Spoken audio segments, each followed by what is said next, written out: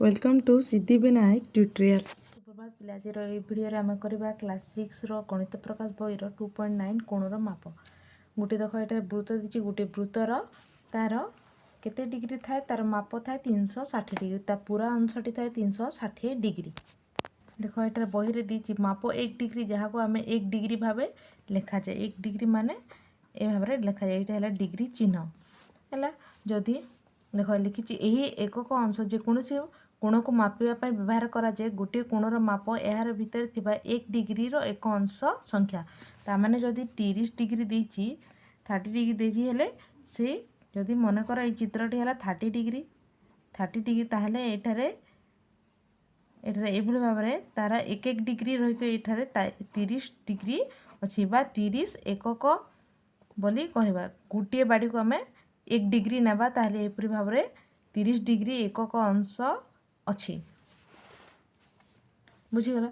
ताहले एटा हला तुम पूर्ण मोड कहा जाउची याको आम कोन कहबा कोणर पूर्ण मोड कहबा वृत्तर क्वेश्चन कौन आसबो डिग्री माप रे गोटे पूर्ण मोड्र माप केते आसीबो जदि क्वेश्चन टी हेबो जदि डिग्री देखो क्वेश्चन टी एभली भाव रे आसी परिबो डिग्री माप रे गोटे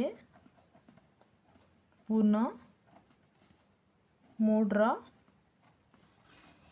माप केते जदि एपरि क्वेश्चन आसीबो ताहले तुम कौन लिखिबो एठार लिखिबो गोटे पूर्ण मोड एटा उत्तर लिखिबो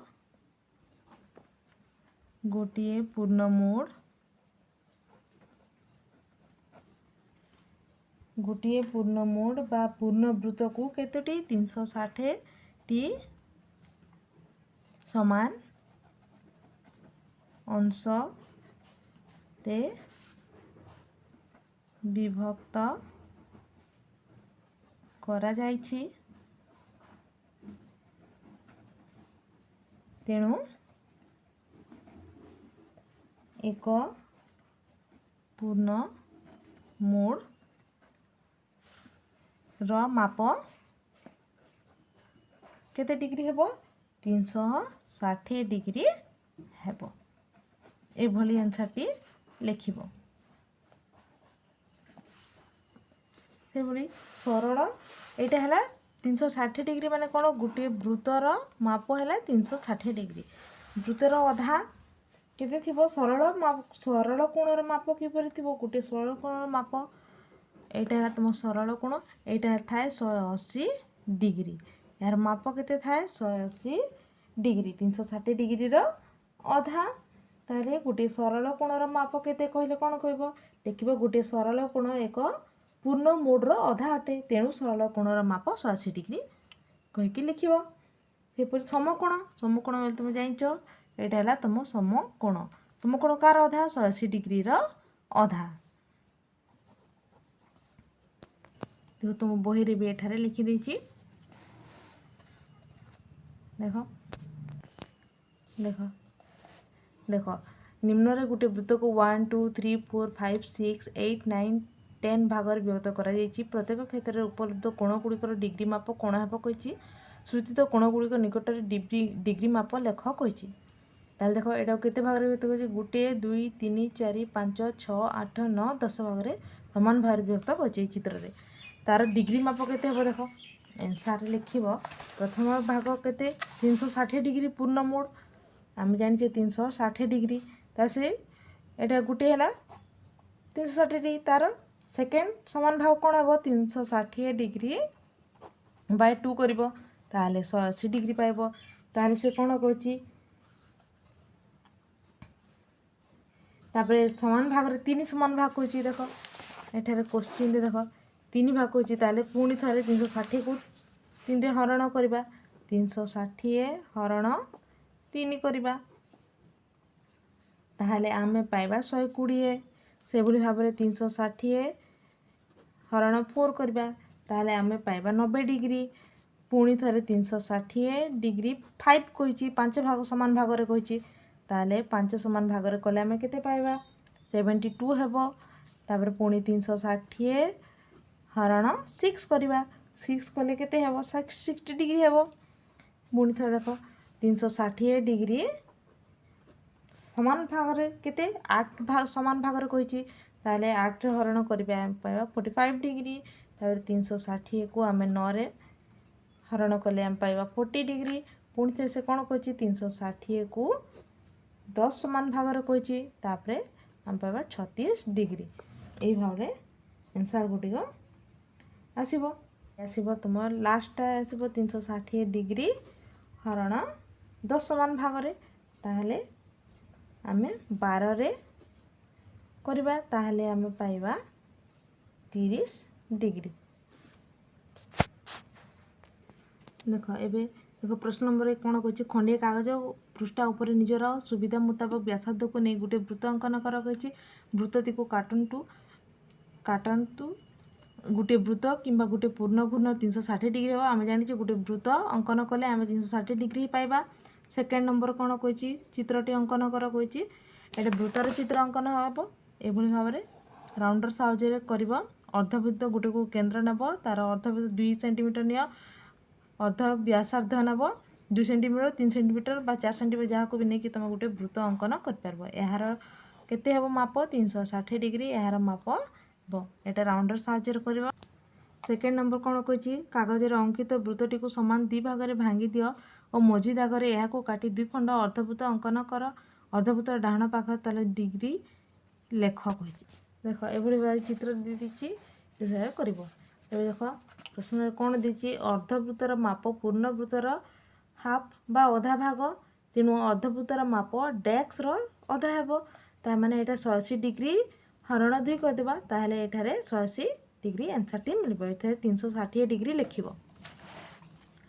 पुणी देख प्रश्न नंबर 3 कौन कही देख गोटे 1/4 वृत्तर माप 1/4 भाग हेले से कौन कही वृत्तर 1/4 भाग माप 360 डिग्री 1/4 माने 360 डिग्री हरण 4 करबा ताहले आमे पाइबा आंसर टी 90 डिग्री पाइबा 4 रे हरण करदेव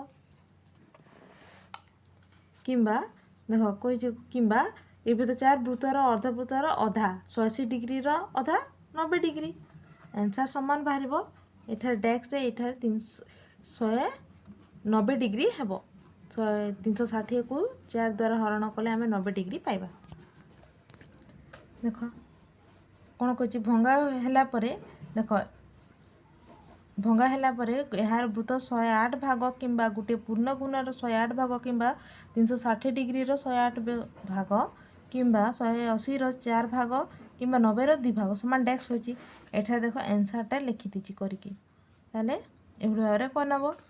एबे नंबर 5 को जीवा कौन कही चित्र देखाई बोली पुणी थे एक अधा भांगिले आम डेक्स माप विशिष्ट गोटे कोण पाइबा एटा हेबो एटा 45 डिग्री हेबो 45 डिग्री अधा केते हेबो 22.5 डिग्री हेबो आंसर टी हेबो 22.5 डिग्री। प्रश्न नंबर 6 देखो एबे कौन कही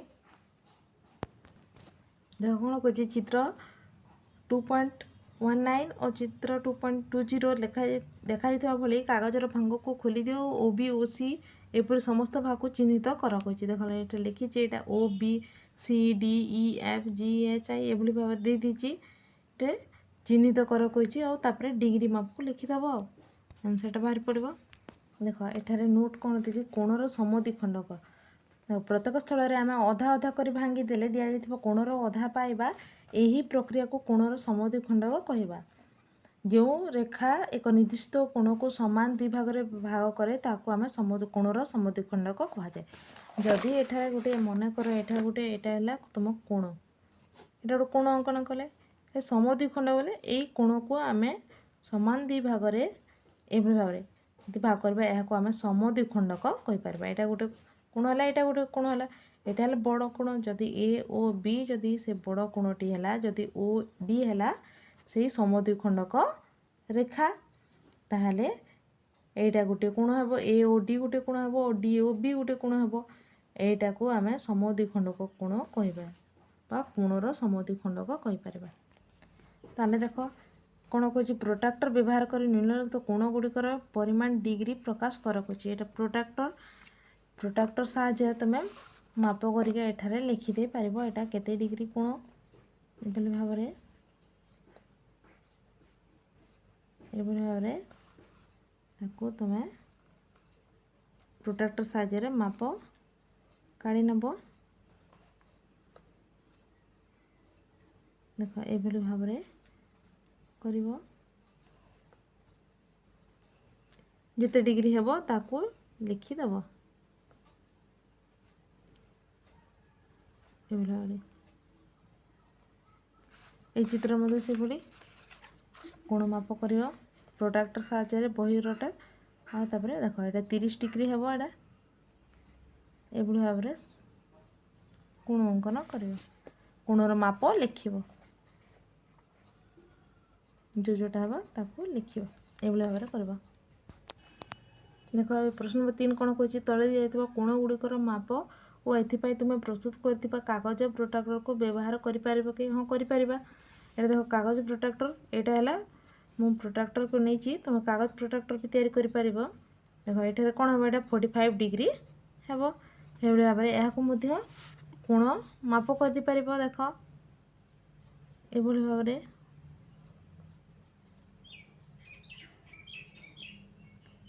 ଏଇଟା ଦେଖ ଏଭଳି ଭାବରେ କୋଣ ମାପ କରିବ ବା ଏହି ବାହୁ ସାହାଯ୍ୟରେ ତୁମେ କୋଣ ମାପ କରିପାରିବ। ଦେଖ ଏଭଳି ଯେତେ ମାପ ଆସିବ ତାହାକୁ ଆମେ ଏଠାରେ ଲେଖିଦେବା। 4 ନମ୍ବର କ'ଣ କହିଲା, ପ୍ରୋଟ୍ରାକ୍ଟର ବ୍ୟବହାର କରି ତଳେ ଯାଇଥିବା କୋଣର ମାପ ପରିମାଣ ଡିଗ୍ରୀ ଏକକରେ ତୁମେ କିପରି ପାଇବ କହିଛି। ଯଦି ଦେଖ କିପରି ପାଇବ ତାକୁ ଲେଖିବ, ଆନ୍ସରରେ ଲେଖିବ। ଦେଖ ପ୍ରଥମ ପଏଣ୍ଟରେ କ'ଣ ଲେଖିବ, ପ୍ରୋଟ୍ରାକ୍ଟରର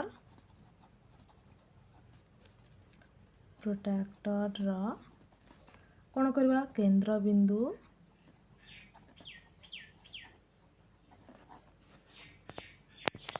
ଦେଖ ଏଭଳି ଭାବରେ ଲେଖିବା, କେନ୍ଦ୍ରବିନ୍ଦୁକୁ କୋଣର ଶୀର୍ଷ ବିନ୍ଦୁ ଉପରେ ସଠିକ୍ ଭାବରେ ରଖ। ସେକେଣ୍ଡ ପଏଣ୍ଟରେ ଲେଖିବ, କ'ଣ ଲେଖିବ, ପ୍ରୋଟ୍ରାକ୍ଟରର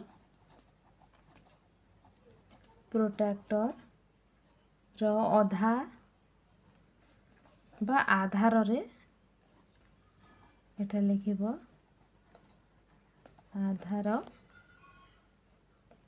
ଆଧାର ରେଖା ବା 0 ଡିଗ୍ରୀକୁ କୋଣର ଗୋଟିଏ ବାହୁ ସହିତ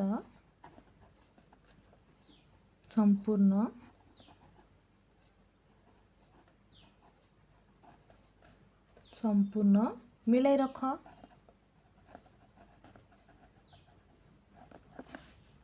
3 ନମ୍ବର ପଏଣ୍ଟରେ ଲେଖିବ, ବର୍ତ୍ତମାନ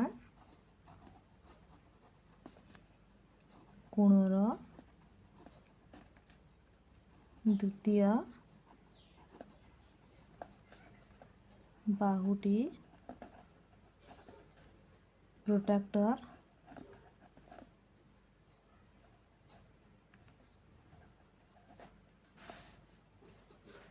ପ୍ରୋଟ୍ରାକ୍ଟରର ଯେଉଁ ସଂଖ୍ୟା ବା ଏଠାରେ କ'ଣ ହେବ, ଡିଗ୍ରୀ ଦାଗ ଏଟା ବ୍ରେକେଟ୍ ଲେଖି ଦେଉଛି, ଡିଗ୍ରୀ ଦାଗ ବୁଝିବା ପାଇଁ ଦେଇ ଅତିକ୍ରମ କରୁଛି ତାହାକୁ ପଢ଼ିବା। କେତେ ଡିଗ୍ରୀ, 30 ଡିଗ୍ରୀ ବା 40 ଡିଗ୍ରୀ ବା 45 ଡିଗ୍ରୀ ତାହା ପଢ଼ିବା। ତାପରେ ସେଟା ଦାଗ ଦେବା, ତାହା ହିଁ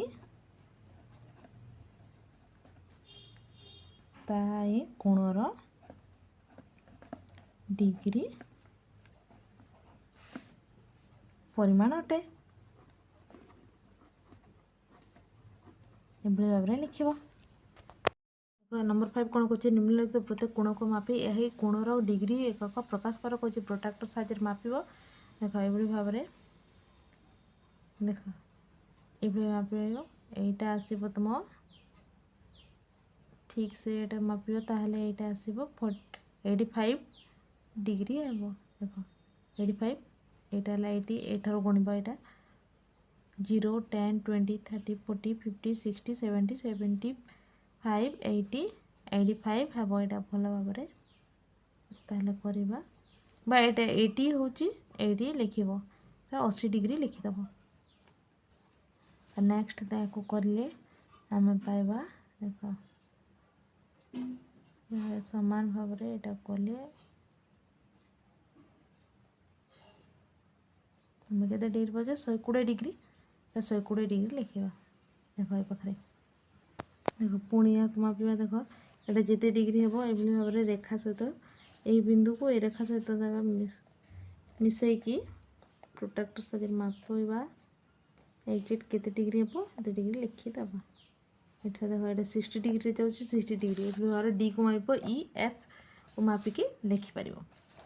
नेक्स्ट कोन कला देखो एंगल BXE देखो एटा चित्र देइछि एंगल BXE CXE AXE एवं BXE कोण गुड़िकर परिमाण को डिग्री पर प्रकाश कर कहिछि हला 6 नंबर देछि ताहले यार आंसर तो बाहर करबा देखो कोन कहिछि BXE से लिखि देछि देखो चिन्ह दे दीची ताहले एटा केते डिग्री हेबो एठार नबा ताहले एटा हम पाइबा देखो एठार पाइबा एटा दीची एटा 115 डिग्री दे दीची से पुणी देखो 110 100 एटा हला 115 डिग्री ताहले BXE हेबो 115 डिग्री पुणी त लिखबा CXE दीची 85 डिग्री पुणी AXE एटा हेबो 180 डिग्री काहे एटा गोटे सरल कोण हैला ले BXE एबे खुजिबा BXE एटा हेबो तुम AC कहा सहित संपर्क अछि मझीटा ए चित्रटी BXE बाहर करबा एही कोण ताहले एटा देखो एटा हला 85 आडको जाउची आ याडे अच्छी एटा 115 ताहले एटा लिखिबा BXE angle BXE equal to कहा को उपयोग कर BXE सहित एंगल CXE को उपयोग कले आम पाई परिबा BXE रो मूल्य बा माप 115 डिग्री वियोग 85 डिग्री ताहले आंसर टी बाहर 30 degree. Angle PQR PQS PQT कोणर गुड़िकर परिमाण को डिग्री प्रकाश कर कही एक प्रोट्रैक्टर साहाय्य मापिबा PQR प्रथम यही कोण मापिबा PQR कोण PQR केते देख तुम 30 डिग्री हेबो पुणी PQS एटा हेबो 105 डिग्री देख तापरे कोण कहिछि PQT ए कोण बाहर करबा पड़ले कोण करबा ए कोण आउ ए कोणर जोग दा PQT समान 105 डिग्री आउ 40 डिग्री को आमे 45 डिग्री को आमे जोग करदेले आमे पाई जीवो 150 डिग्री। 8 नंबर कोण कहिछि देख तळ चित्र को देखि कागज भांग तापर कागज रो संपूर्ण भाव खोली दियो कागज प्रत्येक भांग कार्य दे दितवा और गठित कोणटी को माप कहिछि एटार नीचे करिवो। प्रश्न नंबर 9 कोण कहिछि देख चित्र नंबर 2.21 रे दिया जायतिबा त्रिभुजर तीनोटी कोण को माप प्रत्येक कोणर परिमाण को सही कोण पाखरे लेख वर्तमान तीन कोणर परिमाण को जोग कर कहिछि एटा को मापिले देख एंगल ए को मापिबा ताहले हमें को कोण पाइबा देख प्रथमे देखो एठा मापिले हमें एटा 55 डिग्री हेबो एक्सरसाइज मापी के लिखिले तुम पाइबो प्रथम कोणटी 55 डिग्री हेबो एंगल ए हेबो तुमर 55 डिग्री हेबो एंगल बी कोणटी हेबो 60 डिग्री एंगल सी कोण हेबो तुम 65 डिग्री हेबो तीनटा को मोट मिसाई देबो ताहले केते हेबो 180 डिग्री बाहरी जीवो। ताहले लिखिबो अतएव एंगल ए प्लस इंटू मिसा कही ताहले समष्टि बा मिसा कही ताहले ताकू जो करदेवा angle C is equal to एटा लिखिदेव 55 plus 60 plus 65 degree is equal to 180 degree एभली भाव लिखिबो से बोली एंगल बी को एटा समबाहु त्रिभुज जना पड़छि सब 60 डिग्री हेबो ताहले एटा लिखिदेव angle A is equal to 60 degree angle B is equal to 60 degree angle C is equal to 60 degree अतएव angle A plus angle B plus angle C is equal to 60 degree plus 60 degree plus 60 degree is equal to 180 degree. Next देख C number चित्र लिखिब से कौन angle A is equal to मापिले बाहर तुम angle A is equal to 20 degree angle A is equal to 20 degree angle B is equal to हेब तुम 70 डिग्री एंगल सी को मापिले आम पाइबा 90 डिग्री है ताहले ये तीन को जो करवा पड़ते angle A plus angle B plus angle C is equal to 20 degree plus 70 degree plus 90 degree को आम पाइले आम पाइबा 180 डिग्री ये भाव में लिखिदेव बुझीगला ये भाव में क्वेश्चन आंसर गुड कर वीडियो देखने धन्यवाद। देख नेक्स्ट कौन थी भूल जान और संशोधन कर कही देख ये चित्र देख यहाँ भूल अच्छी कहीं यहाँ भूल भाव में प्रोट्राक्टर को रखा ताले यहाँ भूल हे कारण प्रोट्राक्टर केन्द्रबिंदु कोणर शीर्ष यू उपर सठिक भाव में रखा जाए नहीं या केन्द्र को आनिले सठिक माप मिल ताहले नेक्स्ट देख यहाँ 80 डिग्री कही यहाँ भूल भाव में अच्छी यहाँ 70 भूल भाव में अच्छी यहाँ ठीक भाव में देना देख देख यहाँ 85 यहाँ ठीक अच्छी ताले यहाँ लिखा यहाँ मत भूल दि माप भूल कराई गोटे एंगल जेड कोण ही ठीक मापरे दि जाइए देख क्वेश्चन कौन कही घंटार कंटा और मिनिट कंटा भिन्न भिन्न समय भिन्न प्रकार कोण सृष्टि करती घंटार एकटा समय घंटा कंटा और मिनिट कंटा मध्य 30 डिग्री कोण सृष्टि करती कहीं कही आम जाने गोटे घंटा कंटा कि भाव में वृत्त भाव में अच्छी यहाँ वृत्तर घूर्णन केते 360 डिग्री है ताहले आम लिखा यार आंसर टी देख लिखिदेव घंटार संपूर्ण वृत्ताकार पथटी एक पूर्ण घूर्णन अर्थात 360 डिग्री एथिरे 12टी समान कंटा विभाग थाए 1 to 12 पर्यंत थाए देख 1 ରୁ 12 पर्यंत अच्छी ताहले कौन करबा 360 हरण 12 करबा ताहले 30 डिग्री तेणु एकटा बाजिले घंटा एक एवं मिनिट कंटा मध्य 30 डिग्री कोण सृष्टि हुए आंसर टी लिखिदेव। बी नंबर कौन होची दुईटा समय 4टा समय 6टा समय घंटा कंटा मिनिट कंटा मध्य कोणर परिमाण केते डिग्री रहिबा कहिची देख आंसर लिखिब दुईटा बाजिले दि भाग रहिबो तेणु 2 into 30 हेबो हैना ताले 60 डिग्री हेबो हेले पुणी से केते बाजी 4टा समय कहिची 4टा बाजिले केते भाग हेबो 4 भाग रे हेबो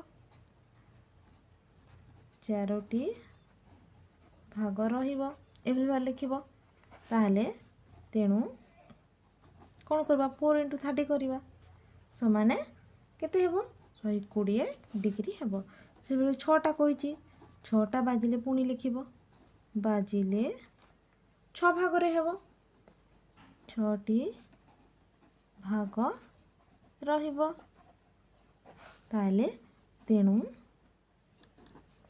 6 into 30 करवा ताहले आमे पाइबा 180 डिग्री एटा गोटे सरल कोण।